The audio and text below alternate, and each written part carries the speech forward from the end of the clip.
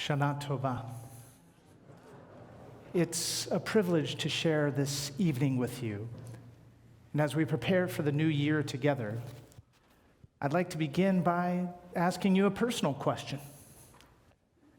Have you ever had a disagreement with someone that just stayed with you? Not something that affected your relationship, but just something that haunted you thereafter. You see, I had one a few years ago that's still on my mind. And I'd like to share it with you tonight because I think it speaks to the moment we're in, both as individuals and as a community. It started in the summer of 2018, when much of America recoiled in horror upon witnessing the callous treatment faced by migrants at our nation's borders, from videos of Border Patrol agents tearing children from the arms of crying mothers, to photos of parents sleeping atop one another in hastily constructed prisons. As part of the United States' zero-tolerance immigration policy, nearly 4,000 children were deliberately taken from their parents at our border.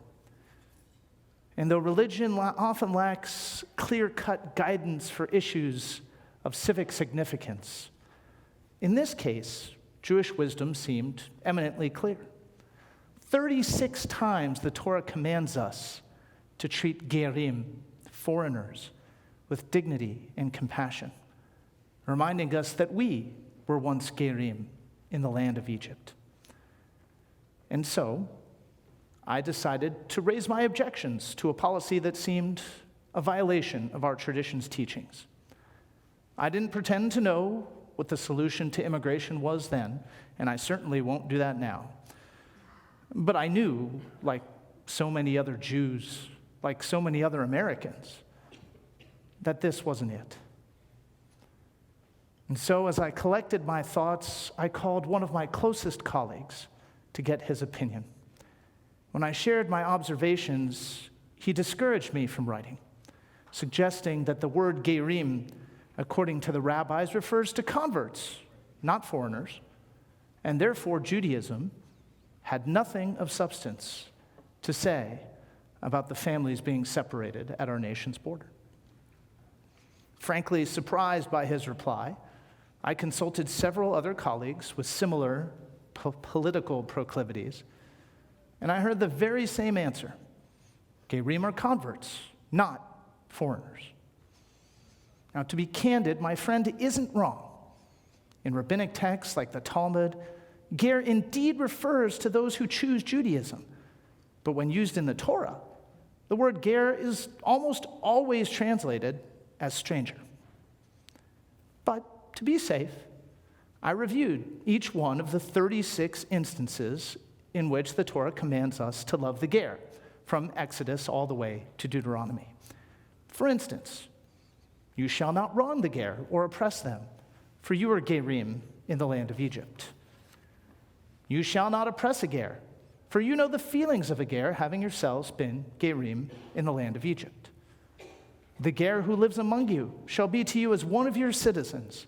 You shall love the ger as yourself, for you were gerim in the land of Egypt. I could go on, but I think it's plain to see that the Torah isn't talking about Jews by choice here, even though they richly deserve all the love and open arms we can provide.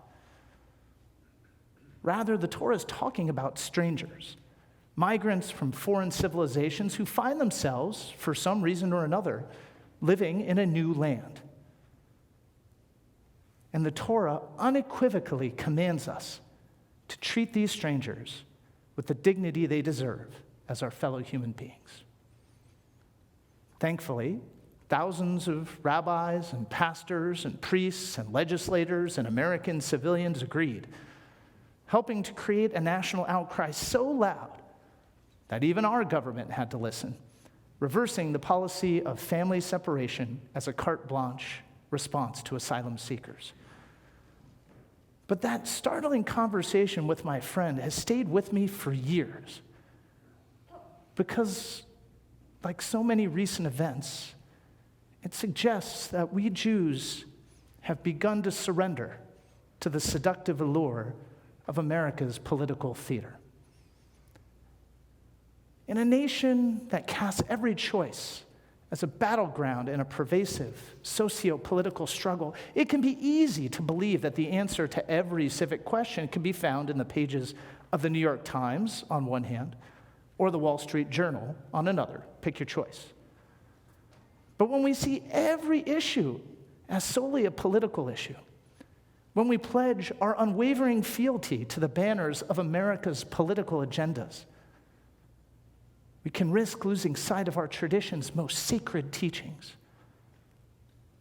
And the real-world consequences of this phenomenon can be chilling, as illustrated by the experience of Kevin Thompson, an evangelical pastor from rural Arkansas, who was profiled just this past Friday in the Daily.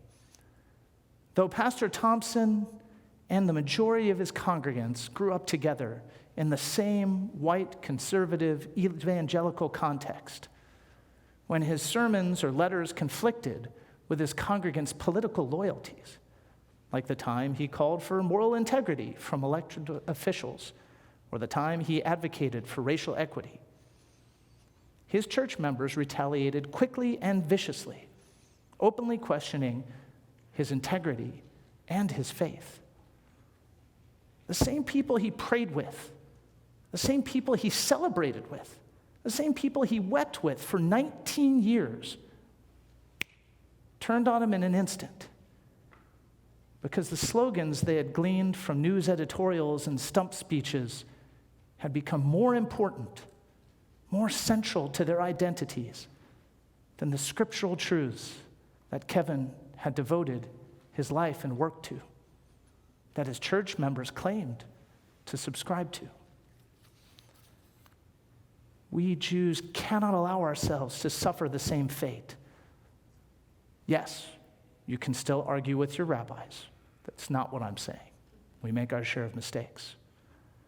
But if our tradition is to have any meaning, then there ought to be certain inviolable principles that guide us, that override our social and political allegiances. Don't get me wrong, I'm not suggesting that religion should guide the majority or even the minority of our civic choices. After all, I think very few of us would want to live in a country designed to enforce Jewish halachic norms. And we've lived through enough theocracies to know how that turns out. Nor should we ever say that Jews ought to avoid politics altogether. In fact, our tradition encourages us to participate in the discussions and the processes of governing this great nation. In fact, the prophet Jeremiah teaches us that we must work toward the welfare of the nations in which we live, for in their prosperity we shall prosper. And we have prospered for more than 200 years from our American Jewish community's relentless quest to help America achieve greater security, greater liberty, and greater equality for all. But we also must remember that there are frequently occasions when the interests of our government officials don't align with our tradition's most sacred teachings, when our loyalty to our political persuasions comes at the cost of our very faith. But how do we know when this is happening? How can we be certain that human will and self-interest is seeking to undermine the divine dictates of morality? Well, for that, we need only remember the story of tonight. On this day, the birthday of the world, our people's story of creation reminds us that every human life is sacred. Every one of us created in the divine image. It doesn't matter where we come from, or whom we love, or even what pronouns we use. We're all deserving of compassion and life and dignity. So when those in power, or those in search of power, ask us to forget, even for a moment, someone else's humanity, we must understand that they are leading us astray. We're Jews. We can't rationalize policies that snatch children away from the tearful clutches of their mothers. We can't justify laws that cynically place women in harm's way. We can't excuse behaviors that lead to Jews being targeted in their sanctuaries or in their neighborhoods, or being accosted just for supporting Israel. Nor can we tolerate laws and institutions that devalue the lives of our LGBTQ neighbors or our neighbors of color. And if we cannot be roused by our tradition's teachings, if we cannot be moved by empathy, then at the very least, self-preservation should inspire us to forbid the vilification and exploitation of our fellow human beings. Because whatever can happen in America to asylum seekers or would-be immigrants or women or Zionists or people of color or people of different genders, you can bet it can happen to us too. All it takes is someone willing to privilege the will of the powerful over the divinity that we all share. Regardless of our political allegiances, those of us who participate in the politics of this country, either through word or deed or just voting, do so out of love and hope for this great nation. But sometimes the best way to support our country, or even just your party of choice, is to admit when those in power are wrong and to hold them accountable with our words, with our dollars, with our votes, and with our actions. This isn't anything new. This is precisely how the most esteemed Jewish figures in America helped shape this country. From Chaim Solomon, who bankrupted his family to finance the American Revolution, to Rabbi Stephen S. Wise, who disregarded his fellow rabbis' anti-Zionist rhetoric to help create American Zionism, to Rabbi Abraham Joshua Heschel and countless others like him who risked life and limb to support the civil rights movement, to Gloria Steinem, who reintroduced America to feminism at a time when her contemporaries gave precedence to Vietnam and racial equity. Significant moments in this country's history were written by those Jews who prioritized our tradition's belief in human dignity over the social and political ideals that captivated their peers. This isn't to say that Judaism has a uniform voice on all matters of civic import. There will be plenty of times when we disagree about our tradition's teachings. That's normal. That's valuable. That is, as the rabbis taught, an argument for the sake of heaven. But when we refuse to allow our Judaism to remind us of our most sacred obligations, to love the stranger, to care for the poor, to work for the welfare of Klal Yisrael, to acknowledge and celebrate the divinity that resides within every human being, simply because those obligations are inconsistent with our politics, then we turn our religion into a farce. And we should know better.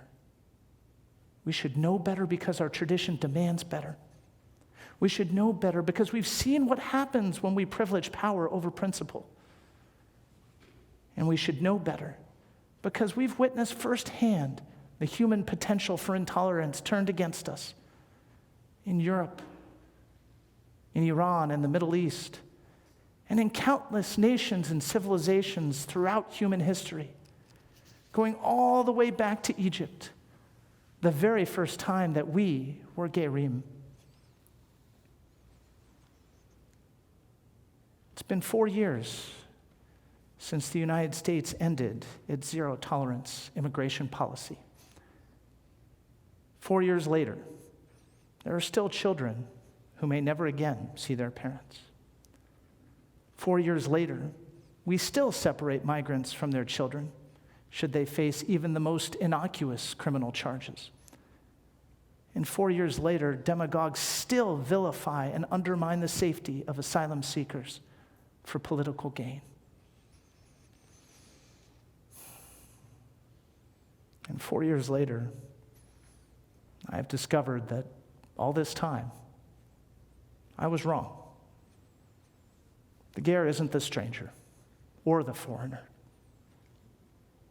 The ger is all of us, united in our humanity and in the divine image we share, whether we're black or white, or Jewish, or Christian, or Muslim, or Buddhist, or any other religion. Whether we call ourselves men or women or non-binary, whether we've been settled in this land for generations or just arrived yesterday, we are, all of us, gerim. And I can only pray that this is the year we truly learn to love the ger and stand against anyone who would tell us to do otherwise. Shana Tova.